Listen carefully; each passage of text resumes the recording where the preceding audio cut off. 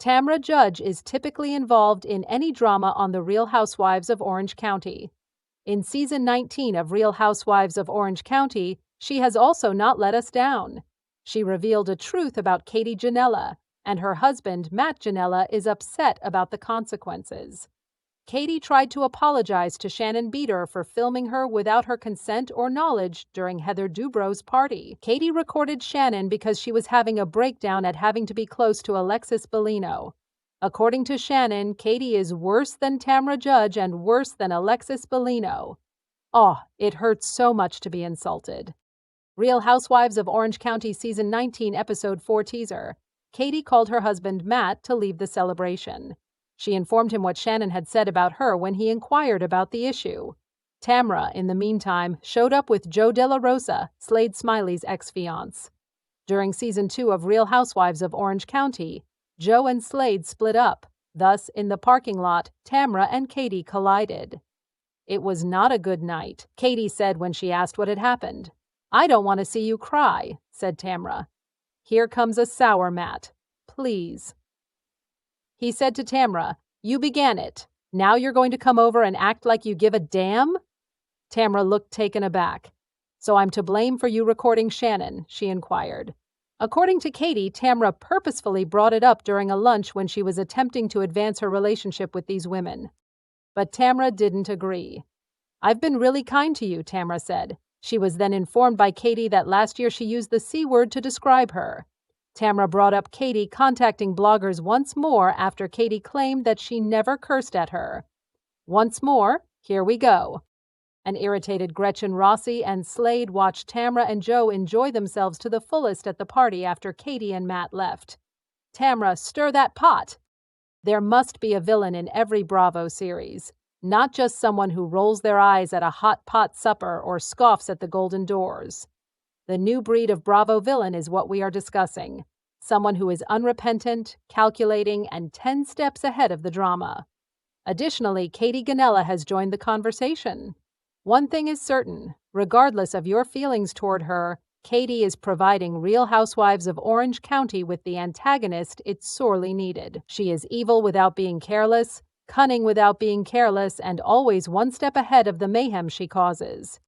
Katie has provided the precise kind of petty, polished turmoil that Real Housewives of Orange County fans have been yearning in a group that has been finding it difficult to recreate the chaotic magic of previous seasons.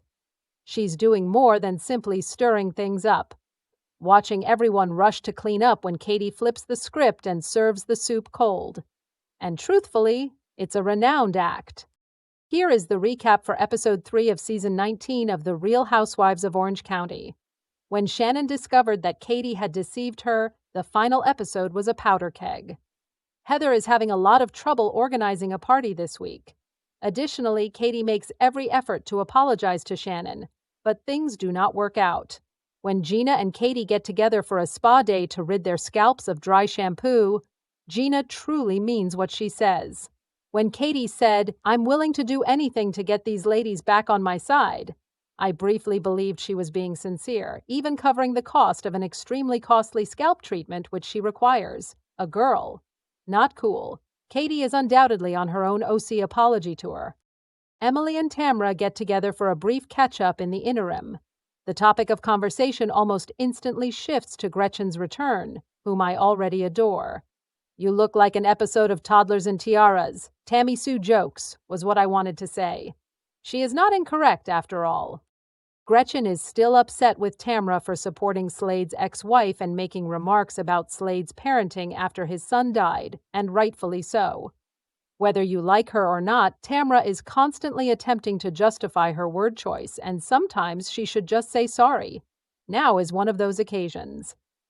Here come Heather, Jen, and Shannon, as if 2 rehashes weren't enough. First of all, I'm afraid of Jen because she appears like a completely different person. However, Shannon, who recently became single, brought the receipts. Katie apparently sent her an apology, but it contained one of her notorious butts. "Yes, I have a tape of the day of the gallery shot," Katie countered. "However, my spouse is the only person who has listened to the recording. Shannon is on a warpath and believes that people heard the recording. especially since Alexis attempted to blackmail her the previous season. Then a grenade is thrown without warning. Heather is getting her hands dirty. She's Ms. Fancy Pants. I contacted Alexis as I was on my way to Hot Pot. Hold on, I was so close to having my heart burst from my chest. We were at lunch, Heather claimed, Alexis said. I heard her play it. She was unable to recall whether Jen was present. I've never heard Jen play it at a lunch, but she seems perplexed about sharing. The two of them must have been involved. The waters in this OC are becoming very murky. According to Katie, she never went out with Alexis by herself. Jen adds that she has never had lunch with either of them. Someone is telling lies. I have theories. Katie tells Gina in her rehash that she went on a triple date with Jen and Alexis and that she should never have told them too much. I ought never to have done that. In summary, there is no way to recover from audio recording.